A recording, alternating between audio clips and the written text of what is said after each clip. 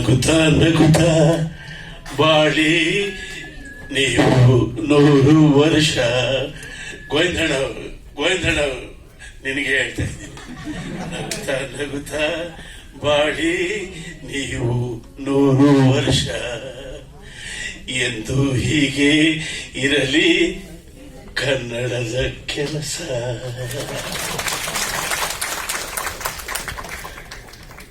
ಗೋವಿಂದಣ್ಣ ಇವತ್ತು ಅವರಿಗೆ 74 ವಯಸ್ಸು, ನನಗೆ 75 ವಯಸ್ಸು.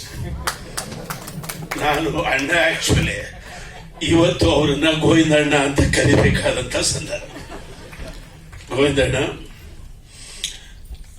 ನೀವು ಇವತ್ತು ಸರಿಯಾದ ಮಾರ್ಗದರ್ಶನದ ದಾರಿಯಲ್ಲಿ ಹೆಜ್ಜೆ ಇಟ್ಟಿದ್ದೀರಾ ಅಂತ ನನಗೆ ಅನಿಸ್ತಾ ಇದೆ. ಇವತ್ತು ಗಾಂಧಿ ಭವನ ಕನ್ನಡದ ಬಾವುಟಗಳ ವಿಜೃಂಭಣೆಯಿಂದ ನಮ್ಮನ್ನು ಸ್ವಾಗತಿಸ್ತಾ ಇದೆ.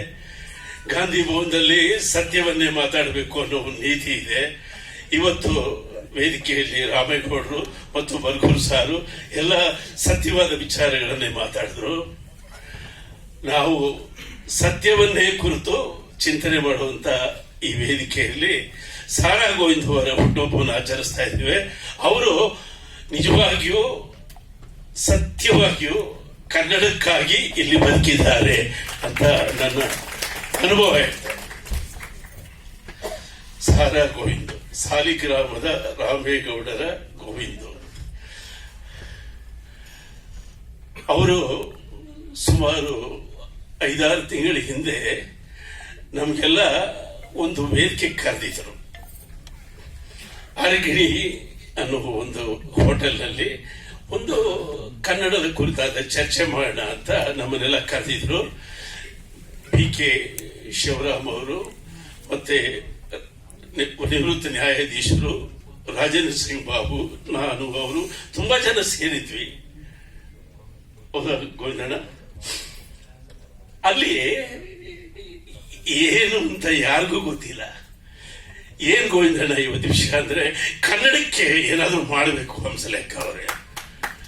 ಸರಿ, ಕನ್ನಡಕ್ಕೆ ಏನಾದ್ರು ಮಾಡೋಣ, ಏನ್ ಮಾಡೋಣ, ಅದೇ ಮಾತಾಡೋಣ. ಎಲ್ಲರೂ ಮಾತಾಡಿದ್ರು. ಕೆ ಶಿವರಾಮ್ ಮಾತಾಡಿದ್ರು.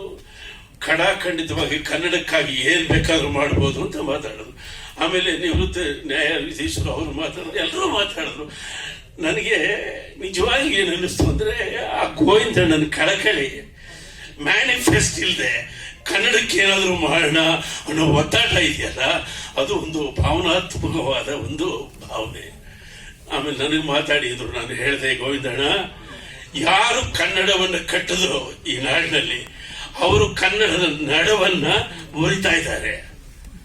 ಯಾರು ಕನ್ನಡವನ್ನ ಕರ್ನಾಟಕದಲ್ಲಿ ಕಟ್ಟಿದ್ರೋ ಅವರೇ ಕನ್ನಡದ ನಡುವನ್ನ ಮುರಿತ. ಅದಕ್ಕೊಂದು ಮಾರ್ಗದರ್ಶನ ಬೇಕು ಗೋವಿಂದಣ್ಣ. ನಾವು ಹೀಗೆಲ್ಲ ಹೋದ್ರೆ ವರ್ಕೌಟ್ ಆಗಲ್ಲ ಅಂದೆ. ಆತ ಅವ್ರು ಏನು ಕನ್ವಿನ್ಸ್ ಆದ್ರು. ಆಮೇಲೆ ಸುಮ್ಮನಾದ್ರು. ಸ್ವಲ್ಪ ದಿವಸ ಹೀಗೆ ಇದ್ರು.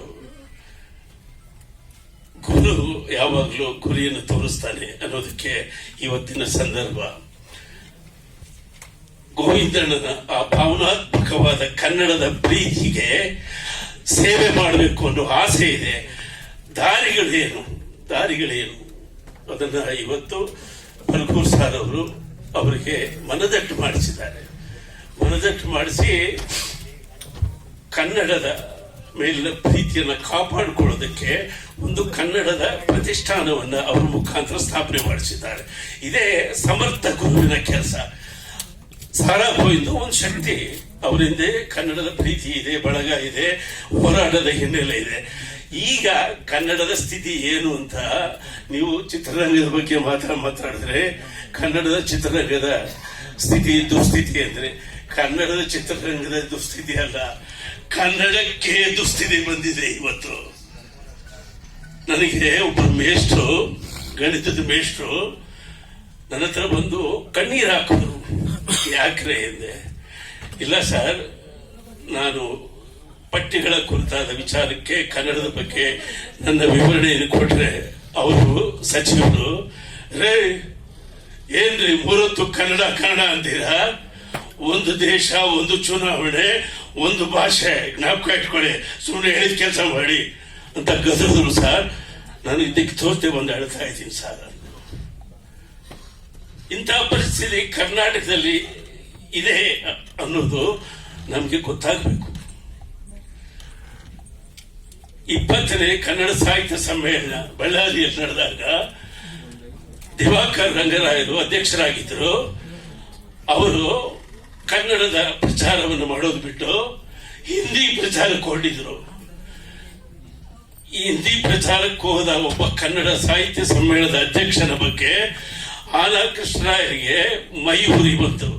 ಅವರು ಸಂಪಾದಕತ್ವದಲ್ಲಿ ನಡೀತಾ ಇದ್ದಂತ ಕನ್ನಡ ಸಾಹಿತ್ಯ ಪರಿಷತ್ತಿನ ನುಡಿ ಬೆಳಗು ಪತ್ರಿಕೆಯಲ್ಲಿ ದಿವಾಕರ್ ರಂಗರಾಯರ ಬಗ್ಗೆ ಚೆನ್ನಾಗಿ ಜಾಡಿಸಿ ಬರೆದ್ರು ಅವರು. ಆಗ ಪರಿಷತ್ತಿನ ಸಭೆಯಲ್ಲಿ ಕೃಷ್ಣರಾಯರಿಗೆ ಹೇಳ್ತಾರೆ, ನೀವು ಆ ಲೇಖನವನ್ನು ಬದಲಾಯಿಸಿ ಕ್ಷಮೆ ಕೇಳಿ ಅಂತಾರೆ. ಕೃಷ್ಣರಾಯರು ಹೇಳ್ತಾರೆ, ಅವರಿಗೆ ಸಂಸ್ಕೃತ ಇದೆ, ಹಿಂದಿ ಇದೆ, ಇಂಗ್ಲಿಷ್ ಇದೆ, ನನಗಿರೋದು ಒಂದೇ ಕನ್ನಡ. ಕನ್ನಡಕ್ಕಾಗಿ ನಾನು ರಾಜೀನಾಮೆ ಕೊಡ್ತೀನಿ ಹೊರತು ಕ್ಷಮೆ ಕೇಳಲ್ಲ ಅಂತ ಹೇಳಿ ರಾಜೀನಾಮೆ ಬಿಸಾಕೀಚೆ ಬಂದರು. ಸೊ ಅಂತ ಕನ್ನಡಕ್ಕಾಗಿ ದುಡಿತಾ ಇದ್ದಂತ ಕನ್ನಡದ ನಾಡಿನಲ್ಲಿ ಸುಮ್ಮನೆ ಕೂತ್ಕೊಂಡ್ರಿ ಕನ್ನಡ ಅಂದ್ರೆ ಏನು, ನಿಮ್ಗೇನ್ ಬೇಕು ಅನ್ನೋ ಪರಿಸ್ಥಿತಿ ಬಂದಿದೆಯಲ್ಲ, ಇದು ಬಹಳ ಯೋಚನೆ ಮಾಡಬೇಕಾದ ವಿಷಯ. ಬರಗೂರು ಸರ್ ಅವರು ಸಾರಾಗೋ ಇಂದು ಅನ್ನುವ ಒಂದು ಶಕ್ತಿಗೆ ಇವತ್ತು ಕನ್ನಡ ಪ್ರತಿಷ್ಠಾನದ ಒಂದು ಮಾರ್ಗವನ್ನು ತೋರಿಸಿದ್ದಾರೆ. ಕನ್ನಡ ಮುಂದೇನು, ನಮಗೆ ಕನ್ನಡ ಮುಂದೇನು ಅಂತ ಮಾರ್ಗದರ್ಶನ ಬೇಕು. ನಾವು ಭಾವನಾತ್ಮಕವಾಗಿ, ನಾನು ಸಂಗೀತ, ಯಾರೇ ಹೀರೋ ಬಂದ್ರು, ಸಂದರ್ಭ ಇಲ್ದಿದ್ರು, ಏನೋ ಕಾರಣ ಹುಡುಕಿ ಕನ್ನಡದ ಮೇಲೆ ಒಂದು ಹಾಡು ಹೇಳಯ್ಯ ಅಂತೇಳಿ ಅವ್ನಿಗೊಂದು ಕನ್ನಡ ಹಾಡು ಮಾಡಿ ಆಡಿಸ್ತೀನಿ. ಅದು ನನ್ನ ಕೆಲಸ, ನನ್ನ ಮಿತಿ. ಸಾರಾಗೊಂದು ಏನು ಮಾಡ್ತಾರೆ, ಒಂದು ಸಿನಿಮಾ ಮಾಡ್ತಾರೆ, ಸಿನಿಮಾದಲ್ಲಿ ಕನ್ನಡದ ಬಗ್ಗೆ ಅಭಿಮಾನ ತುಂಬುತ್ತಾರೆ ಅಷ್ಟೇ. ಆದರೆ ಕನ್ನಡವನ್ನ ನಾವು ಈಗ ಒಂದು ಹಕ್ಕಿನ ಭಾಷೆಯಾಗಿ ನೋಡೋದಕ್ಕೆ ಮಾರ್ಗದರ್ಶನ ಬೇಕು ನಮಗೆ. ಹಲವು ಕನ್ನಡಗಳ ತಾಯಿ ಕನ್ನಡಮ್ಮ, ಹಲವು ಕನ್ನಡಗಳ ತಾಯಿ ಕನ್ನಡಮ್ಮ, ಹಲವು ಕನ್ನಡಗಳ ಪೋಷಕಿ, ಹಲವು ಕನ್ನಡಗಳ ಪಾಲಕಿ ಕನ್ನಡಮ್ಮ. 1,00,000 ಚದರ ಕಿಲೋಮೀಟರ್ ದೊಡ್ಡ ಸೈಟಿನ ಯಜಮಾನತಿ ಕನ್ನಡಮ್ಮ. ಅಷ್ಟು ದೊಡ್ಡ ಸೈಟಿನ ಹಕ್ಕಿನ ಪತ್ರ ಕನ್ನಡದಲ್ಲಿದೆ. ಮಾತೃಭಾಷೆಯಿಂದ ಶಿಕ್ಷಣ ಇತ್ಯಾದಿ ಎಲ್ಲ ಗೊಂದಲಗಳನ್ನು ಪುನಃ ಪರಿಹರಿಸಬೇಕಾಗಿದೆ. ಮಾತೃಭಾಷೆಗಳು 12 ಮಾತೃಭಾಷೆಗಳಿದ್ದಾವೆ, ಇಲ್ಲಿ 52 ಉಪಭಾಷೆಗಳಿದ್ದಾವೆ. ಕನ್ನಡ ಅವರೆಲ್ಲರನ್ನ ಸಾಕ್ತಾ ಇರ್ತಕ್ಕಂಥ ಹಕ್ಕಿನ ಕನ್ನಡ ಅದು. ಆ ಹಕ್ಕಿನ ಕನ್ನಡವನ್ನ ನಾವು ಕಾಪಾಡಿಕೊಳ್ಳೋದಕ್ಕೆ ಮಾರ್ಗದರ್ಶನ ಬೇಕು. ಬರಗೂರು ಸರ್, ತಾವು ಸಾರಾಗೋವಿಂದ ಮುಖಾಂತರ, ಈ ಪ್ರತಿಷ್ಠಾನದ ಮುಖಾಂತರ, ಅದಕ್ಕೆ ಕನ್ನಡದ ಪ್ರತಿಷ್ಠಾನ ಅಂತ ಇಟ್ಟರಲ್ಲ ಹೆಸರು, ಅದೇ ಬಹಳ ದೊಡ್ಡ ವಿಷಯ. ಅದೇ ಬಹಳ ದೊಡ್ಡ ವಿಷಯ. ಕನ್ನಡದ ಪ್ರತಿಷ್ಠಾನ ಹಿಂದೆ ಒಂದು ಶಕ್ತಿ ಕೇಂದ್ರ ಅಂತ ಮಾಡ್ಕೊಂಡಿದ್ರು, ಅದು ಏನೇನಾಯ್ತು ಅಂತ ಎಲ್ಲರಿಗೂ ಗೊತ್ತಿದೆ. ಆದ್ರೆ ಈಗ ಸಂದರ್ಭ, ಸಾರಾ ಗೋವಿಂದು ಅವರ ಹಿಂದೆ ಇರ್ತಕ್ಕಂಥ ರಾಜ್ಕುಮಾರ್ ಅಭಿಮಾನಿ ಬಳಗ ಮತ್ತು ಅವರ ಎದೆಯಲ್ಲಿರ್ತಕ್ಕಂಥ ಕನ್ನಡ ಪ್ರೇಮಕ್ಕೆ ಸರಿಯಾದ ಮಾರ್ಗದರ್ಶನ ಕೊಟ್ಟು ಈಗ ಕನ್ನಡವನ್ನ ಒಂದು ಹಕ್ಕಿನ ಭಾಷೆಯನ್ನಾಗಿ ನಾವು ಸ್ಥಾಪಿಸೋದಕ್ಕೆ. ಯಾಕಂದ್ರೆ ಬಸವ ಅಂದ್ರೆ ಕನ್ನಡ, ಬಸವ ಅಂದ್ರೆ ಕನ್ನಡ. ನಮಗೆ ಬಸವನನ್ನ ನಾವು ಕುವೆಂಪು ಕಂಡಿದ್ದೀವಿ, ಕುವೆಂಪು ಅಂದ್ರೆ ಕನ್ನಡ ನಮಗೆ. ಇಂಥ ಕನ್ನಡವನ್ನ ಗ್ರಹಣ ಇಡಿಸುವ ಹಿಂದಿ ಬಂದು ಕಾಡ್ತಾ ಇದೆ ನಮ್ಮನ್ನ. ಇದು ಇವತ್ತಿಂದ ಅಲ್ಲ. ನಾನು ತುಳಸಿ ತೋಟದಲ್ಲಿ ಗೀತಾಪುರ್ ಪ್ರೆಸ್ ನಲ್ಲಿ ಕೆಲಸ ಮಾಡ್ತಿದ್ದಾಗ ನಮ್ಮ ಪ್ರೆಸ್ ಪಕ್ಕದಲ್ಲಿ ಹಿಂದಿ ಸ್ಕೂಲ್ ಅಂತ ಒಂದು ಸ್ಕೂಲ್ ತೆರೆದಿದ್ರು. ಇದು ನೆಹರು ಕಾಲದಿಂದಲೂ ನಮ್ಮ ಮೇಲೆ ಹಿಂದಿಯ ರವಾನೆ ನಡೀತದೆ. ಆದ್ರಿಂದ ನಾವು ಒಕ್ಕೂಟದ ವ್ಯವಸ್ಥೆಯಲ್ಲಿ ಬಿಕ್ಕಟ್ಟು ಎದುರಿಸುವುದು ಪ್ರಾದೇಶಿಕ ಭಾಷೆಯಿಂದ. ಇದು ಭಾಷಾ ಮೂಲದ ವಿಭಾಗವಾಗಿದ್ರೆ ಕನ್ನಡ ಗಟ್ಟಿಯಾಗಿರುತ್ತೆ.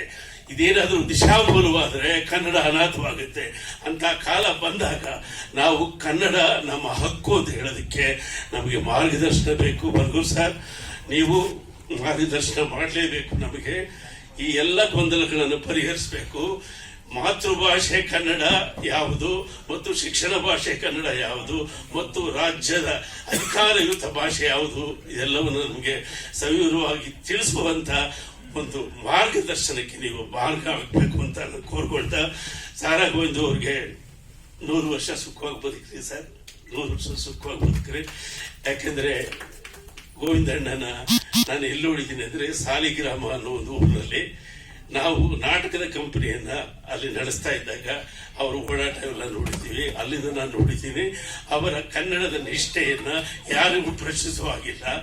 ಅವರ ಮಾರ್ಗದರ್ಶನದಲ್ಲಿ ಏನು ಕೆಲಸ ಮಾಡೋದಕ್ಕೆ ನಾವು ಸಿದ್ಧವಾಗಿದ್ದೀವಿ ಅಂತ ಹೇಳ್ತಾ, ಮುಖ್ಯವಾಗಿ ಕಲಾಶ್ರೀ ಅನ್ನುವ ಈ ಪ್ರಶಸ್ತಿಯನ್ನ ಈ ರಾಜ್ಯದಲ್ಲಿ ನಿಜವಾಗಿ ಅವರ ಪರವಾಗಿ ಹೋರಾಡ್ತಾ ಇರ್ತಕ್ಕಂಥ ಎಲ್ಲ ಪ್ರಗತಿಪರರು ಇದರ ಬಗ್ಗೆ ಯೋಚನೆ ಮಾಡಬೇಕು.